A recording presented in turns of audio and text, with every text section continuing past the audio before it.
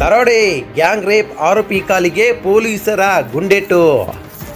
ಬೆಳಗಾವಿ ಜಿಲ್ಲೆ ಕಿತ್ತೂರು ಪಟ್ಟಣದ ಹೊರ ವಲಯದಲ್ಲಿ ಶನಿವಾರ ನಸುಕಿನ ಜಾವ ನಡೆದ ಘಟನೆ. ಆರೋಪಿ ರಮೇಶ್ ಕಿಲ್ಲಾರ್ಗೆ ಬೆಳಗಿನ ಜಾವ 6 ಗಂಟೆಗೆ ಆರೋಪಿ ಬಂಧಿಸಲು ಹೋದಾಗ ಘಟನೆ ನಡೆದಿದೆ. ಪೊಲೀಸ್ ಪೇದೆ ಶರೀಫ್ ಪತೇದಾರ್ಗೆ ಚಾಕು ಇರಿದು ಪರಾರಿಯಾಗುವ ವೇಳೆ ಗಾಳಿಯಲ್ಲಿ ಗುಂಡು ಹಾರಿಸಿ ಪಿಎಸ್ಐ ಪ್ರವೀಣ್ ಗಂಗೋಳಿ ಎಚ್ಚರಿಕೆ ನೀಡಿದರು. ದಾಳಿ ಮಾಡಿ ತಪ್ಪಿಸಿಕೊಳ್ಳಲು ಪ್ರಯತ್ನ ಹಿನ್ನೆಲೆ ಆರೋಪಿ ಕಾಲಿಗೆ ಗುಂಡೇಟು ನೀಡಿದ್ದಾರೆ. ಡಕಾಯಿತಿ, ದರೋಡೆ, ಸಾಮೂಹಿಕ ಅತ್ಯಾಚಾರ, ಅಕ್ರಮ ಶಸ್ತ್ರಾಸ್ತ್ರ ಸೇರಿ ಹಲವು ಪ್ರಕರಣಗಳಲ್ಲಿ ಭಾಗಿಯಾಗಿದ್ದ ಆರೋಪಿಗೆ ಗುಂಡಿನ ಏಟು ನೀಡಿದ್ದಾರೆ. ಗಾಯಗೊಂಡ ಆರೋಪಿ ಬೆಳಗಾವಿ ಬಿಮ್ಸ್ ಆಸ್ಪತ್ರೆಗೆ ರವಾನಿಸಲಾಗಿದೆ. ಕಿತ್ತೂರು ಪೊಲೀಸ್ ಠಾಣಾ ವ್ಯಾಪ್ತಿಯಲ್ಲಿ ಘಟನೆ ನಡೆದಿದೆ.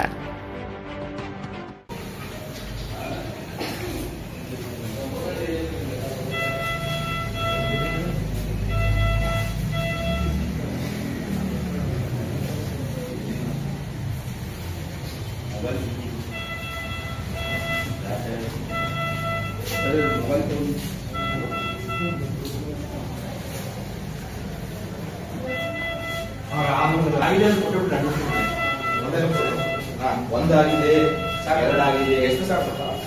ಮೂರಾಗಿದೆ, ಮೂರಾಗಿದೆ. ಒಂದು ನಿಮಿಷ.